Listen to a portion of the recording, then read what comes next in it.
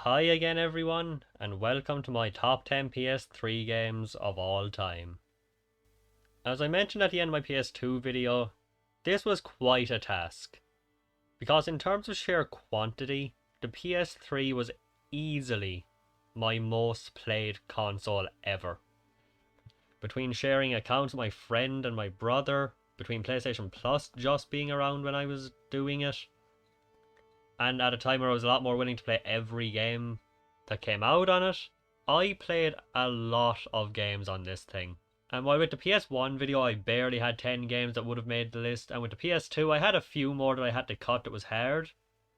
By the time I finished this list, there was 42 games on it.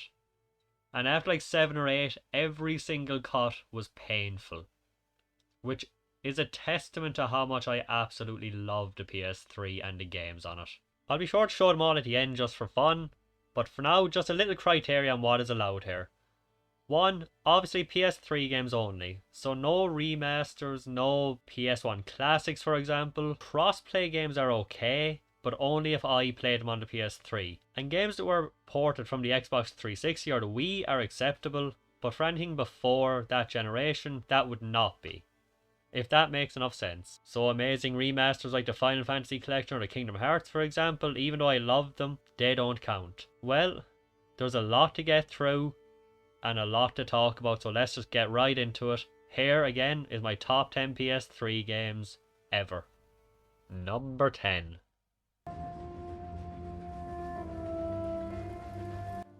Heavy Rain. The game that made Quantic Dream a big name. Fahrenheit/Indigo Prophecy was well liked and all, but this is the game to put Quantic Dream on the map. This was before a lot of these slower paced games were popular and before every 1 in 10 games had multiple choices and multiple endings. Back when I played this for the first time, there was nothing even close to this kind of game that I had ever played.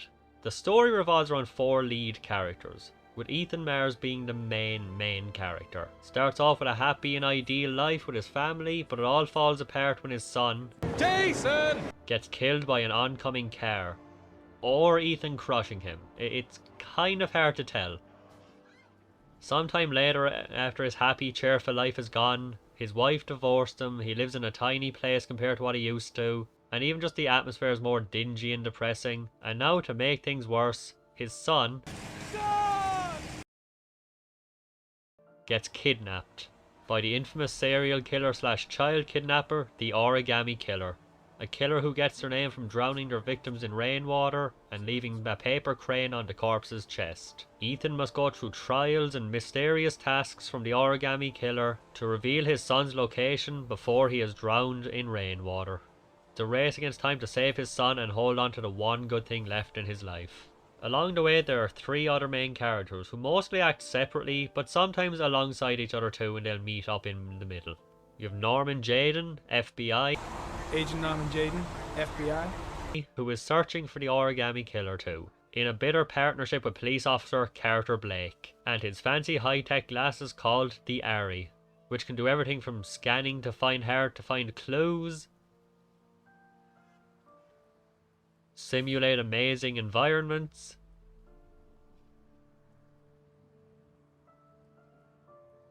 and most importantly, play virtual handball.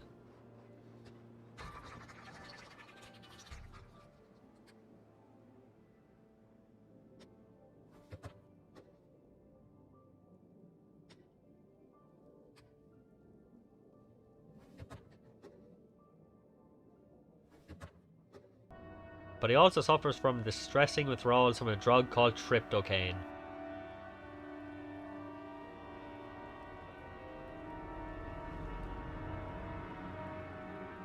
There's Madison Page, a reporter who meets Ethan in a shady motel run by a shady guy. She starts off ready to write a report about him, but along the way becomes a friend, helper, nurse, and depending on your choices, maybe more. She also suffers from nightmares apparently, but it doesn't really come up much. And lastly we have Scott Shelby, a private investigator hired by a family member of the Origami Killer's victim, to bring justice and closure. Scott's story mostly revolves around visiting families of the victims of the Origami Killer and going after potential suspects. The reason I talk mostly about the story and characters for this game is because with a game with such basic and little gameplay, that is the most important thing. Without a story that interests you, this game falls apart completely. The gameplay mostly revolves around making choices, walking with R2, and sometimes solving time-sensitive puzzles like crawling through glass in a sewer vent before you bleed out. Along the way, what you do, how well you do it, and the choices you make, with all the 4 main characters, will give you not only different endings, but many changed moments and levels in between, with endings ranging from absolutely perfect to bleak and depressing, with the killer just perfectly getting away with it. Heavy Rain, like most David Cage games, seems to be passionately loved or passionately hated. Personally, I absolutely love it. I've always been enamored with it since the first time I played it for 10 minutes or so at a friend's house. I've played this story and gotten every ending on PS3, come close on the PS4, and honestly writing this now, I'm just itching to go back to it. It's been a while and I really want to. There's just a certain charm to this game for me that really made it into a lasting and iconic game. Our usual sessions, I found this on the floor. He must have flown out of his pocket. Cash, I want you to assign every available man to finding Ethan Barnes. Just keep an eye on train stations, the airports, the bus terminals. I want every cop in the city on his ass, so if he moves, we know about it.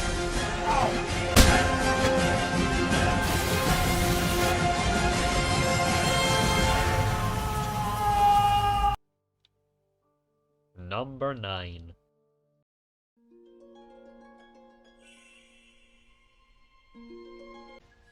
Asura's Wrath. Released by Capcom quite a long time ago, this is definitely one of the most unusual games out of this list. The basic story of Asura's Wrath is you are a demigod. After quelling a beast coming out of the planet named Vitra, you are betrayed by all of the other demigods. They frame you for killing the emperor of this world. Your wife is killed, and your daughter is being used as a power source, basically. And you are cast down, thought to be dead. 10,000 years later, Asura is back, and he is pissed off. Nothing is going to stop him, no matter how big the enemy is. Getting your arms ripped off, nothing is going to change this. And basically, that's the plot. You're trying to get your daughter back from these other gods. You're going to fight them all one by one, or team up with them depending on how they feel about it. And in gameplay, it's pretty basic gameplay. You press circle to attack, you jump, you have projectiles. It's pretty average. If you ever played any of the Naruto Ultimate Ninja Storm games, you kind of have a semi-idea. It's something along those lines, but kind of faster and not one-on-one. And you just continue to fight the enemies in this game called the Goma until you get into these big epic boss fights that are heavily quick time event orientated.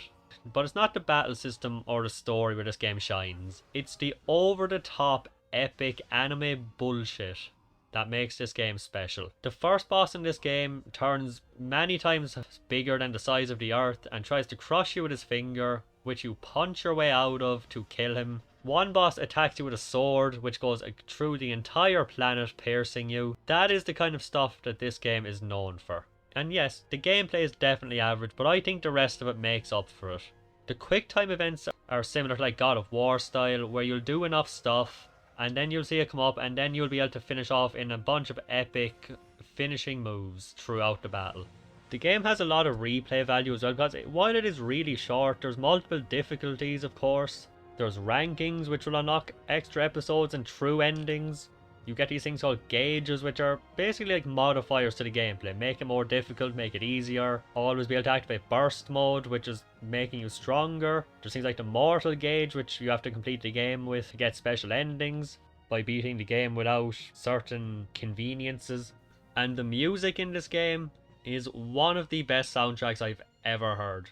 I played this game about 2 years ago, and for many months there would not be a day that would go by where I would not think of the battle theme for this game. Even now, every few days it would come into my head, and I can't think of a single track in history that has done that. There's definitely tracks I probably like better, but none that come into my head that often. This will do. It's just you and me. Time to raise some hell! Now that I think of it, the last time we fought like this, you were still my pupil.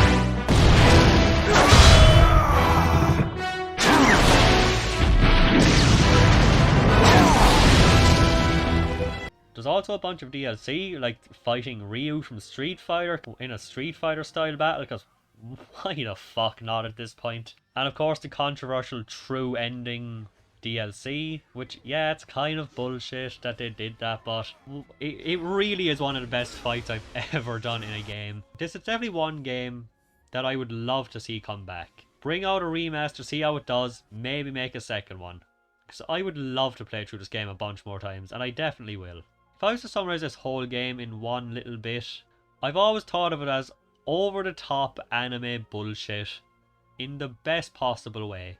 So if that sounds up your alley, then I would definitely recommend getting this game, because I'm pretty sure it's still cheap, and it is worth every single penny.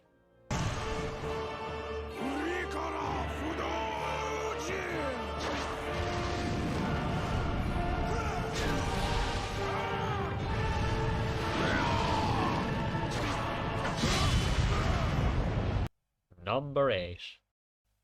Number 8 is what I consider to be the best Sonic game by far. Controversial opinion, I know. Sonic Unleashed. This is another one of those weird Sonic games, like pretty much any 3D one in the last who knows how long. And I think most people seem to dislike it, but I don't know if it's as disliked as other ones. It's not up there with Sonic 06 or Boom or stuff like that. I'm gonna be honest, it's been a while since I played this game, so the story is not as fresh in my mind. But you know your basic Sonic plot. He's trying to stop Eggman / Robotnik, collecting Chaos Emeralds, etc. But the twist of this one is, in the daytime, you do your regular normal running stages, some in 3D, some in 2D. But at night, you turn into a werehog. Yep, Sonic transforms into a werewolf-hedgehog hybrid thing, which will feature much slower, longer gameplay in a kind of beat-em-up style game where you just have hordes of enemies coming at you and you make your way through the level. With also some platforming, which can be hit or miss. It's very easy to fall off edges, and it's really slow, which is pretty much the opposite of what Sonic is known for, of course. I don't know why I love this game so much. I don't know why I hold it in such high regard. I know I'm in a minority with this, but I really can't help but love it. I went for the Platinum Trophy in this game, so I spent quite a lot of time on it, and it was probably one of the most frustrating, awful experiences of my life. Basically every level for day and night. I think there was like 9 different challenge missions you had to do, which revolved around doing the level in a certain amount of time, doing it with a certain amount of rings, and they were not easy.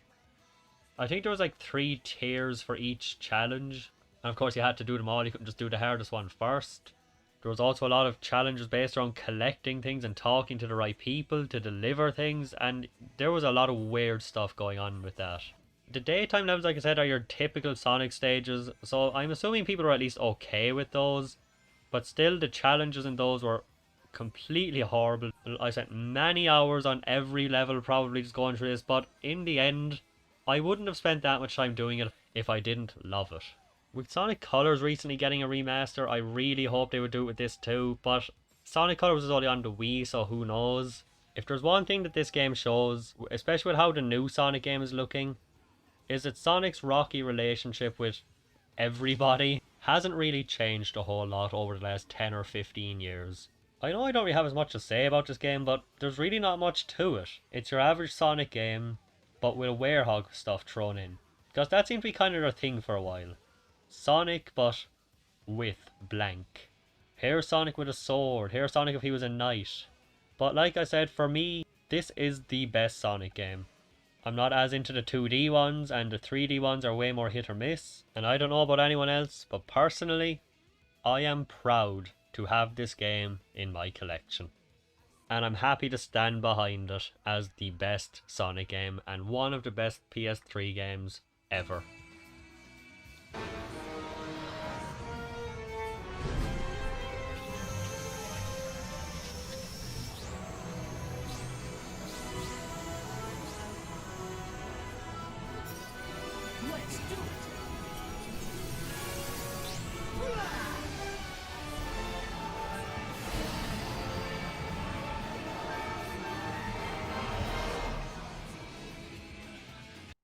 Number 7. Max Payne 3. easily one of the most badass games I've ever played, and possibly one of my favourite Rockstar games out there. The game takes place, of course, after Max Payne 1, which I've barely played, and Max Payne 2, which I've never touched. Before playing this game, my experience with Max Payne was I remembered bullet time and I remembered a crying baby. That was 100% what I knew. This game takes place with a very traumatized, I guess you could say, Max Payne, addicted to painkillers, drinking, an alcoholic, stuck in a dingy room half the time, and he gets a bodyguard job. And as you can probably imagine, not everything goes as he expected. It's not your simple average job. He's not just a simple bodyguard.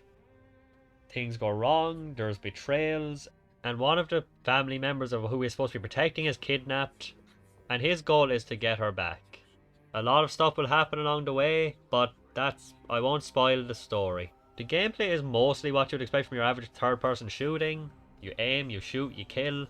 You can heal with painkillers, but of course with Max Payne the big thing is the bullet time. It's kind of what it's well known for, which you can press a button when you build up enough of your meter to go into slow motion until it runs out, giving you time to kill enemies, and more importantly get cool headshots and get cooler epic shots to sometimes go into having a cool bullet cam moment. The game really isn't anything out of the ordinary, but it's more in the presentation and how it really lives up for me. A lot of people hate the grainy film effects. I don't have an issue with them. And it's just level after level of big shootouts, cover-based gameplay. Again, in a lot of ways, it really is your average third-person shooter. Such a compelling, badass main character that he carries the game. There's a lot of other cool characters too, but Max is the one that really... which sounds weird to say, so I'm going to stick to Max Payne. Max Payne is just the one that really brings it all together. Here I was, about to execute this poor bastard like some dime store angel of death, and I realized they were correct. I wouldn't know right from wrong if one of them was helping the poor and the other was banging my sister. This game with a main character that wasn't as good as him, and this would have been your average forgotten game, I think. And without spoiling the story, at the end you do seem to find a bit more peace. You have Max having a nice little drink at a beach, resort kind of area, seems to be happy out. It's part of the reason why I wouldn't even want a fourth one. So let the man have some peace. He deserves it, he's had enough. And of course, before the game does end with one of the most epic one-liners in gaming history, in media history. Let him enjoy a trial and a spell in prison. Let him suffer. Trust me.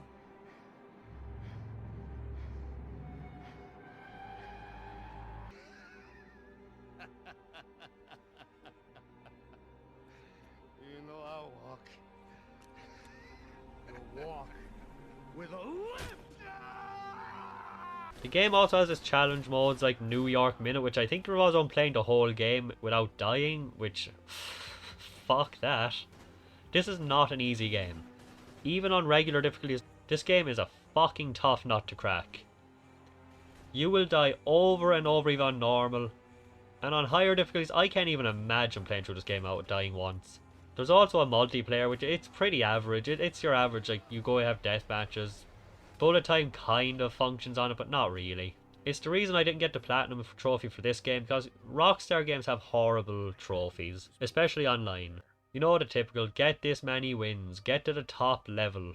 And there wasn't a lot of people online even when I played it. I can't imagine how awful it is now. But this is definitely one of my favourite games on the PS3. Possibly my favourite Rockstar game, definitely my favourite Rockstar story. Max Payne is pretty much an icon in the video game industry, and there's a good reason for that. For me, even if the old games are hard to go back to, the gameplay is just too awkward. This game is just the best of it for me. Hopefully the remake can take this gameplay and incorporate it into the style of Max Payne 1.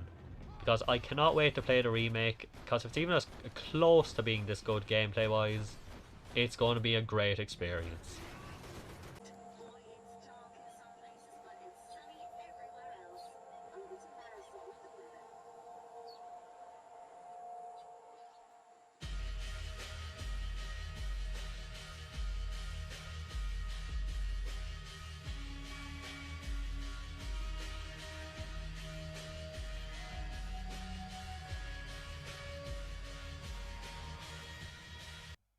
Number 6. Uncharted 2. This might seem low down for the best game in one of the best franchises ever, but like I said, a testament to how great the PS3 was for me. I believe 2 or 3 years after Uncharted 1, which I believe was a modest success. It did good, people liked it, but this was the one. This was the game made people buy a PS3. The way I've heard it described, which I agree with, is Uncharted 1 is a game you'd buy if you had a PS3. Uncharted 2 was the game people bought a PS3 for. It really was a system seller. Like I said, after Uncharted 1, Drake is still doing his treasure hunting. He is approached by an old acquaintance of some sort to find out whatever Marco Polo had found on his whole expedition and what had happened during that whole adventure. And their other friend, Chloe. Turns out Nathan and Chloe had their own romantic thing going on. Harry betrays them. And now Drake is trying to stop the new villain, Zoran Lazarevich. Definitely probably one of the most amazing villains from the Uncharted franchise. Definitely the most threatening at least. And their goal is to find Shambhala before he does. In a lot of ways, gameplay wise, it's Uncharted 1 again, but things are tighter, things are a bit better, there's more variety, it's faster paced, more kinds of enemies, and of course a lot more variety to the environments. While 90% of Uncharted 1 took place on one island, Uncharted 2 takes from hanging from a train at the beginning in an area covered by snow, to more jungle areas, to small villages. The variety of this game is it's upped tenfold. Of course, along the way you also travel with other companions, both old and new. Relationships will change, all to come together in definitely the best, only good boss fight Uncharted has ever had. As much as I adore this franchise, they're really not great at their boss fights. 1 was a disaster, 3 was average, 4 I think is tedious, but this one was definitely the best. This game also had a really underrated multiplayer, which was basically just the game you have with your platforming, your verticality, but online, with many changing environments, which still doesn't get done a lot, especially not to this level, and the replay value of this game was fantastic as well. Again, it's a short enough game, 8 to 10 hours, but you can also play it on multiple difficulties. There's treasures to collect, there's different skins to unlock, without paying money for them in real life, which if you're under a certain age, you might be shocked to know you could actually unlock in the game without paying real money. This game also got a remaster years later along with 1 and 3, which added in a brutal difficulty, which if you want to hate this game a bit more, if you really want to find the problems in a game, play it on the hardest difficulty. That's where all the worst parts come out. And it is what made me realise Uncharted 2 was the best one. It was a toss-up between 2 and 3 for a long time for me which one was the best. But after playing through them both many times, 2 was not even a close comparison. It was the winner. Naughty Dog was truly on top of the world after this, and it had proven they had added another successful franchise under their belt. It's a game that can give you every emotion from laughing your ass off. There's a guy above you, there's a guy above you. There's a guy below you, there's a guy below you. To almost wanting to cry a few times over how it can be. It's a game that stands the test of time easily, even if it's not that old. And I can't imagine that ever changing. It's a classic that people absolutely love. It's some people's favourite game of all time, and I can easily see why. It's one of the most iconic games out there, and I don't think that's going to change anytime soon. Had a bunch of them. Tears? It was raining. No, it was not. You were unconscious and it was It raining. was totally sunny out and you were bawling. It wasn't sunny, you were unconscious. Whatever. I kept your tears in a jar. I have proof. I'll give you 5. How's that? Number 5. Resident Evil 5. Potentially another controversial pick, but I just love this game so much. After Resident Evil 4, I believe what happened was it did a lot better in sales than the Resident Evil 1 remake, which was much more horror and slow pace focused. A lot more of a classic Resident Evil. And it led Capcom into the action Resident Evil era. So while I do love this game, and I love it way more than 4 for example, which I know is unpopular, it's one game I can easily understand the hate for. To be clear, I love this game, I think it's good. I don't think it's a good Resident Evil game. And I know a lot of people definitely agree with me on that much at least. The basic story of this game, you are Chris Redfield, and you're joined with a new partner, Sheva Alomar.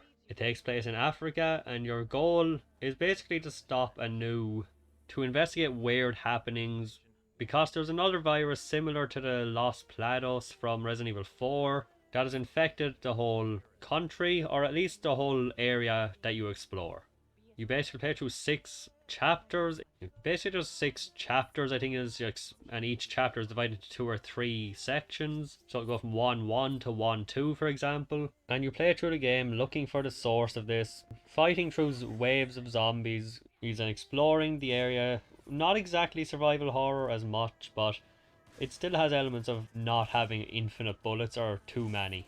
Eventually, of course, coming up with the main antagonist of the game in one of the most iconic performances ever by Albert Wesker. Pretty much every scene of this game that he is in, he steals the whole show. There is not a forgettable Wesker moment in this game, from the 7 minutes that everyone remembers.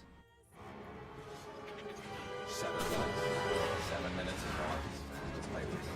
To his epic fight with Chris and Sheva.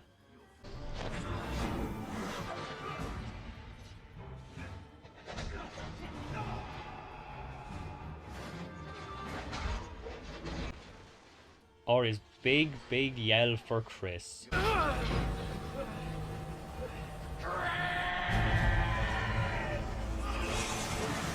This was also, funny enough, the very first PS3 game I ever played.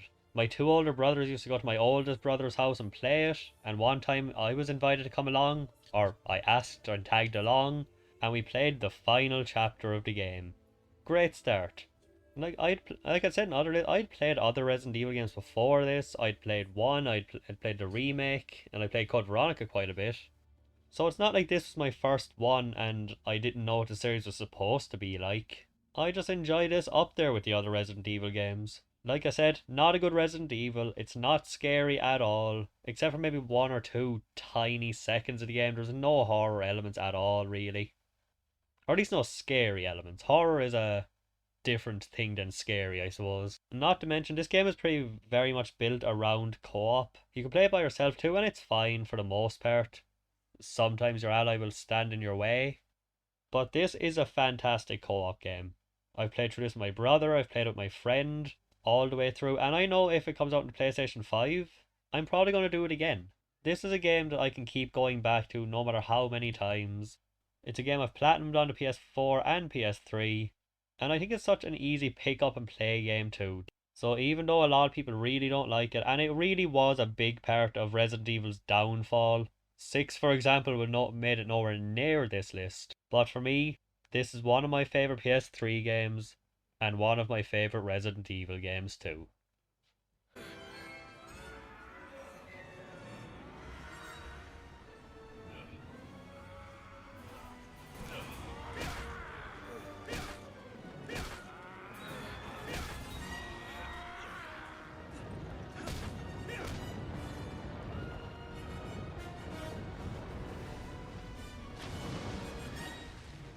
Number 4. The Last of Us. The best game in the world, the most overrated game in the world, the biggest piece of crap in the world, depending who you ask. Everyone seems to be very passionate about their opinion on this game, regardless of what it is. But if there's one thing you cannot deny, it was a successful game.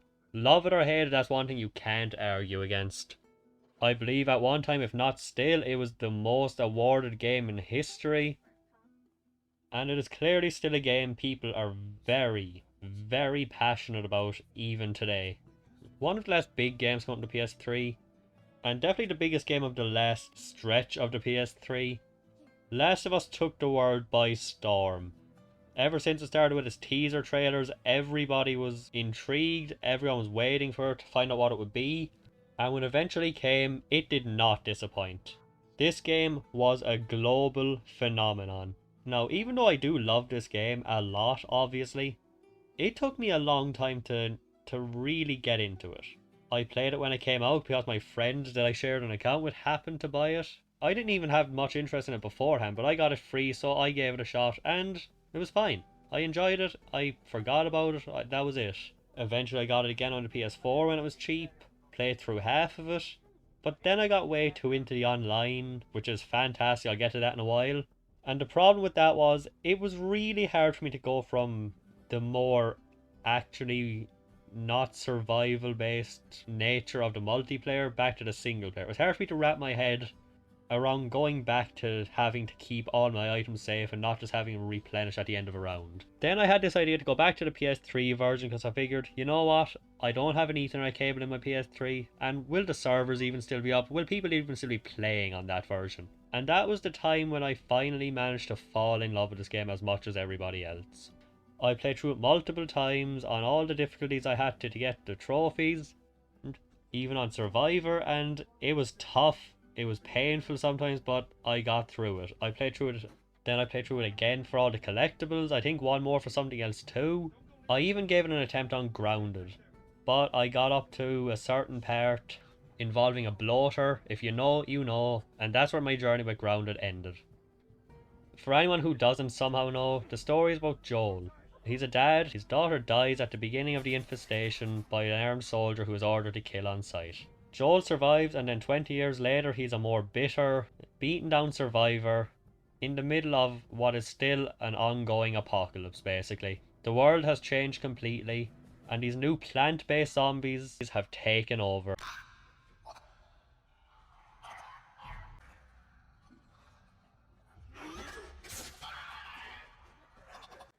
As well as nature itself in a lot of ways. His goal is to transport Ellie, a 14-year-old who is said to possibly have the cure because she is immune to the virus. They travel across the country, trying to get her to the Fireflies, which are supposed to be able to help. Now, like many people have pointed out, I'm definitely not even close to the first.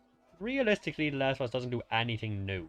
The zombies are pretty average in a lot of ways. The story isn't anything special or new, but it's the way everything is done. Everything comes together, and everything is done in such a great way that it doesn't have to be new. It's the stuff you've seen a million times, all blended together in perfection. The characters are all amazing, none of them are expendable or useless, they're all very memorable, and that's what makes the game, I think, for a lot of people. It's just the relationships between the characters, especially Joel and Ellie. The gameplay is kind of similar to Uncharted, but more grounded, I would say. You're not jumping up walls, you're not clinging to platforms that you jump on from 20 feet away, and it's a lot slower. Average third person shooting, but you can also craft traps, you can craft healing items. It's very much survival horror in that element too, where you have to be very careful of how you use your materials and what you will make with them. For example, medkits can use the same materials that a Molotov cocktail would.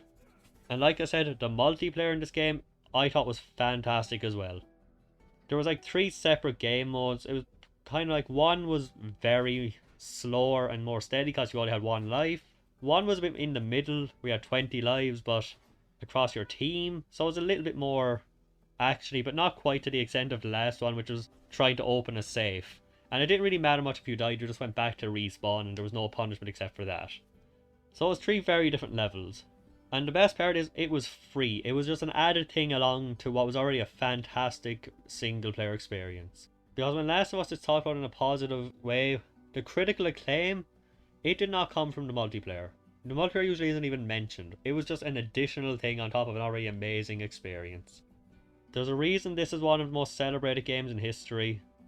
There's a reason people seem to think it's overrated, and that's because it is a massively loved game that I can only imagine sold tons of PlayStation 3s back in the day, and probably some PlayStation 4s too, when the remaster came out roughly a year later. And now with another remake on the way, I guess we'll see how it goes next time too.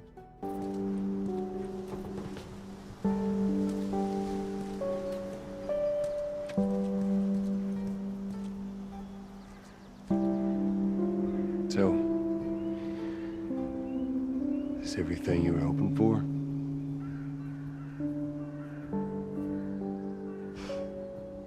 It's got its ups and downs, but you can't deny the view, though.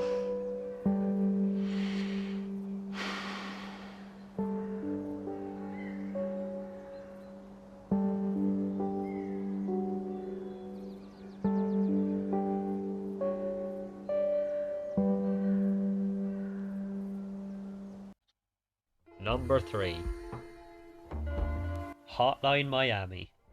Number 3 is one of the most surprising games that ever caught me. Before this came out on PlayStation Plus, I knew literally nothing about the game, which was rare back then because I was way more invested in news and all that crap about games. All I knew about Hotline Miami is that there was a problem at one point with something in the code or something in the design and something wasn't working. I knew absolutely nothing about the game. I just remembered hearing the name once.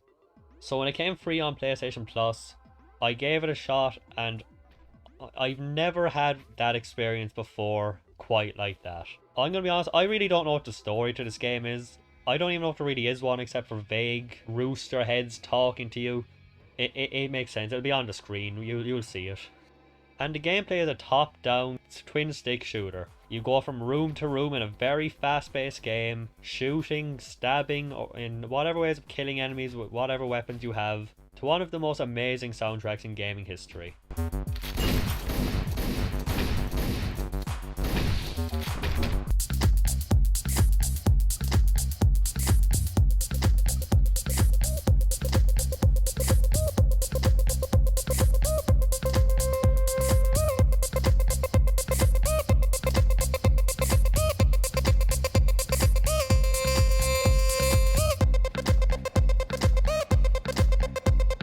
As far as I'm concerned.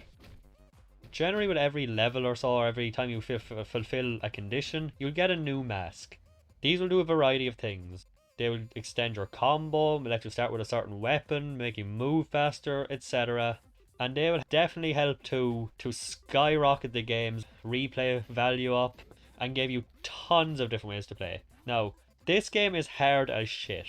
If you are going for the A+ ranks and going for the top things, you are going to die and fail and try and try and try again until you hate the game. This was one of the most frustratingly difficult games I've ever played. But everything about it was too much fun, and you can't be too mad at a game with a soundtrack like that even if you do have to try again. It makes it less awful. Basically, you get A+ ranks from doing combos, and the faster you can kill an enemy in between and doing a certain variety of attacks, which will lead you to trying to do entire levels as fast as you can without getting hit once. I ended up doing this game for my brother as well, and he's getting some of the A ranks, because it is just such a fun game that I was happy to do it. I was delighted that he couldn't do it. Doing this again was a privilege. Like I said, there's really no story to this game, it's not the focus. Every once in a while in between certain levels you'll have 3 people in masks talking to you and saying vague nonsense. I'm sure there's a lot of theories about what it means, or maybe I'm just too stupid to understand what it means, but it's not a focal point. To me, this is like the sleeper hit of a lifetime. The only game I ever just went blindly into and absolutely fell in love with to this extent, especially after the advent of the internet. That's a lot harder to come by nowadays.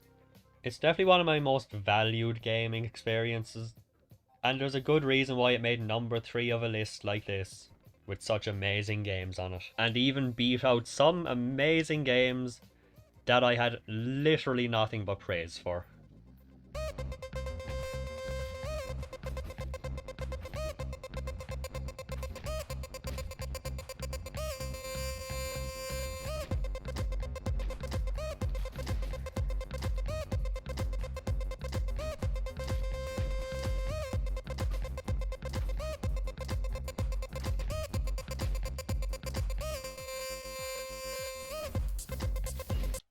Number 2. Drakengard 3. Probably, for me, the most underrated game of all time. Before, this came out after Nier, which I felt like it was a kind of an underground hit. I always heard about that game that was good with awful gameplay, which I'm going to say honestly, I don't agree with. I think the gameplay is fine in Nier, but it was always kind of a game you just heard about sometimes. It wasn't until Nier Automata, can't wait for comments telling me that I pronounced that wrong, that Nier, the whole Draken Nier universe was kind of exploded out into the mainstream. Drakengard 3 stars the main character named Zero. Her goal, to kill her 5 sisters. 1, 2, 3, 4 and 5. It has a kind of Muso style gameplay, if you know, it's like Dynasty Warriors kind of thing, where you kill a bunch of enemies in one area, and then you're allowed to move on to the next through a map, and then you get to the end of the level. You'll fight normal foot soldiers your own size, you'll fight giant enemies, you'll fight many wacky and weird looking creatures throughout the entire game's many variety of locations, from snowy mountaintops to forests to ancient ruins and everything in between. Along the way you'll collect companions, which again, some of the best parts of the game. Every one of these companions are good, some of them are unforgettably great. Octo and Dito being my favourites. The sisters are all fantastic as well, with their own great variety of personalities, my favourite being 5 and 3. And this game is another one of those games you can just take you with every kind of emotion. It will make you nearly cry, you'll laugh your ass off, it will surprise you. It's an unbelievably great game, I think. Now, the gameplay, while fine, the frame rate is where this game drags. People have put this into frame rate testing things and seen that it goes down to single digits. Yes, it is inexcusable. I said the gameplay is fine, and that's it. It's fine. So it's not great enough that it can really excuse these frame rate drops. Me and my friend like to affectionately refer to it as the best worst game of all time, because it is pretty much objectively a horribly designed game in a lot of ways, but everything else somehow brings what it would be an awful game to near the top of this list. The story and the characters make it. It's your general average kind of hack and slash gameplay. If you've played any of the Nair games, you kind of have an idea. There's also some stage you play on a dragon, either in the sky flying around or on foot attacking with it, which most people seem to not like, but I had a lot of fun, especially one battle that's dragon on dragon, which I absolutely loved. Now, I'm not going to spoil this game because the story is what makes it. That's a big focus, so I don't want to tell anything about the surprises or amazingness. But if you've played any of the Draken Nair kind of universe games, you know there's multiple endings and pathways. You'll finish ending A, then go on to B, C, D, and it all comes together kind of thing. This is a game I only played because my friend loved Automata. Then he bought this and let me use his account to try it out. I didn't even know if I'd like it, and I never expected it would become one of my favourite games of all time. For me, this is easily potential top 5 video games ever made. But before I end with this entry, I do want to talk about the final boss. I hate to spoil it, but I can't talk about this game without bringing it up. At the very end of the very last path of endings, at Route E I think, the last boss of this game, actually there will be a timestamp on the screen if you want to skip this and not have any spoilers for the final boss. But trust me, it is the biggest load of bullshit I've ever seen in any game ever. The fight is a rhythm game. Slightly. The rings come out, you press the button at the right time, and I know that doesn't sound too bad. And I know anyone listening or watching that hasn't experienced it won't think it's that bad. And it starts out fine, but then it gets faster. The camera angles change. Sometimes you can't even see the rings that you have to hit. And at the very end, the screen goes to black. You've done it. Except no, you haven't. There's one more note that you literally cannot see. You just have to hope you time it right. My friend wouldn't tell me what it was. He just told me there's something at the end that he couldn't do. And he couldn't wait for me to try it. He spent 2 or 3 weeks straight, sometimes up to 4 hours a day attempting this, and got nowhere close. Even trying it with a guide on YouTube that showed when to press the buttons, none of us could do it. Eventually I figured it out, I managed to finally do it. I was shocked as all hell. I almost had a heart attack with it because of how fast my heart was racing. And yeah, I love this game. Like I said, one of my favourites ever, but my god was that a load of bullshit. Apparently Yoko Taro's excuse was, it's the final boss, it's supposed to be hard.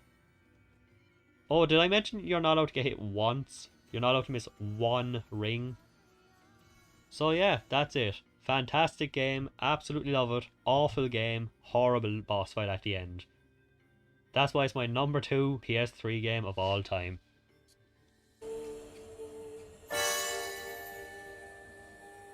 Hey, Zero? Yeah? I had a lot of fun. With you, I mean. It was fun being with you. The killing was hard. It was really hard.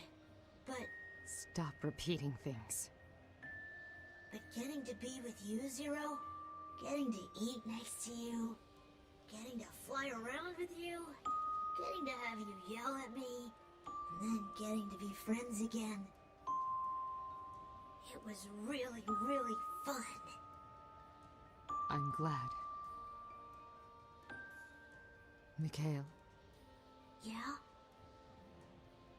It's almost time. Okay.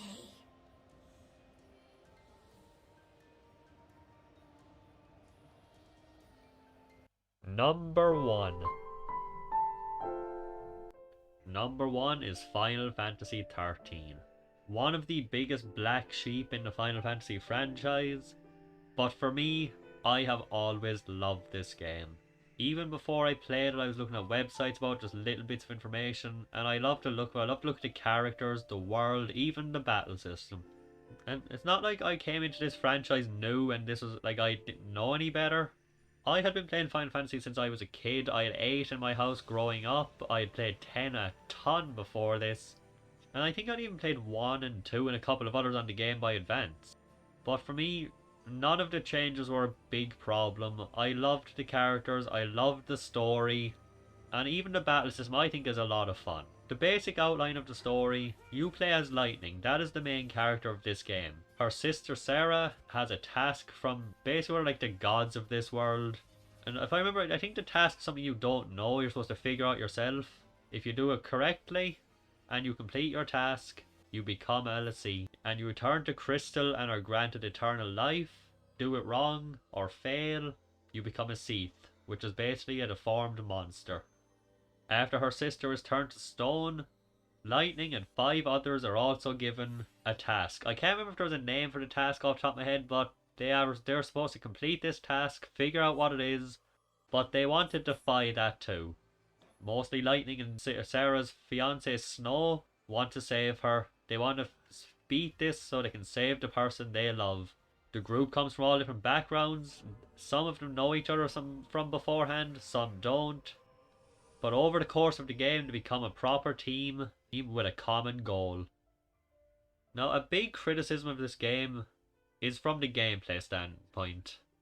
The battle system is... most pretenses of turn-based combat at this point have been scrapped. There is still an ATB gauge and all that stuff, but it's a lot faster and more actiony. You basically have 6 different paradigms which you can switch between. One for attacking, one for magic, one for stat boost, etc. A lot of people say this game is just press X to win, but I don't think anyone who says that has played this game for very long, because if you do that without doing anything else, you will have your ass handed to you very quickly. I think it's a lot more skill and strategy than people give it credit for, because you have to be on your toes all the time to make sure you have the right paradigm in place, make sure you can use different attacks to get the stagger gauge up. And the stagger gauge, obviously an influential system, because Final Fantasy even now, even in beloved games like the remake for 7, still use it. The game is significantly more linear than any other Final Fantasy, even 10, which was definitely a step in more linear fashion. But again, that's something that didn't really bother me. I was just fine. I understand if a lot of people, especially for a franchise which has been well known for its big open world, but eventually this game does open up a lot. When you get down to the lower place called Pulse, you have a giant expansive area with missions you can do optionally. I think there's like 65 of them. Some are really difficult. The environments in this place are amazing. Some of the best super bosses, or super enemies I would say, are from this area. For anyone who went for the Platinum Trophy in this game, seeing a Long Gui or an Adamantice in this game is going to bring back some feelings. I know a lot of people don't like a lot of the main characters in this game, mainly Lightning or Snow, Vanille even, Hope is a big one, but honestly, I liked and I nearly loved every character in this game. I thought Lightning was a cool main character. Snow, I don't get the hate for him at all. Even Vanille and Hope, I think they're cool, I think they're fine. There's also Saz and Fang, which seem to be the fan favourites, which funny enough for the characters I don't like as much. But they're still cool, I don't dislike any of them. But they're never really part of my main party when I could help it. It's a lot like Final Fantasy IX in that regard, where most of the game will have you taking a certain party that the game decides for you, but when you get to a certain point you can kind of choose your own.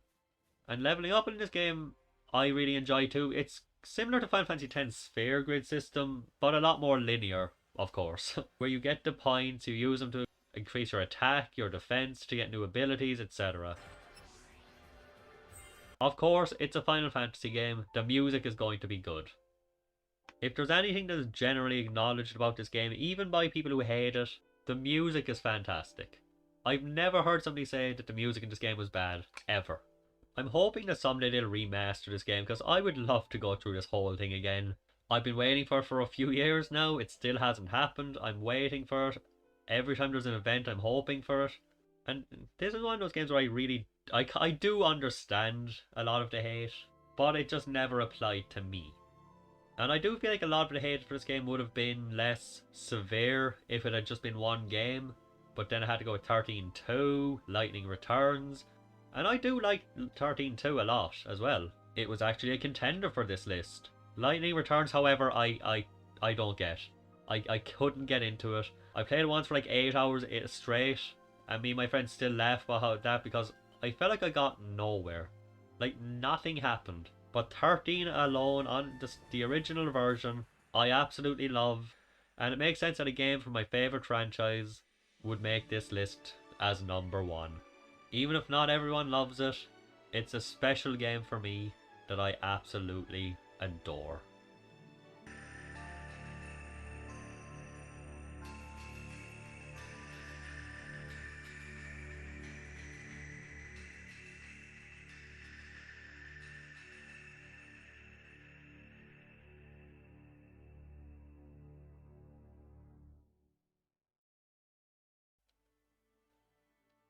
And it looks like I'm done.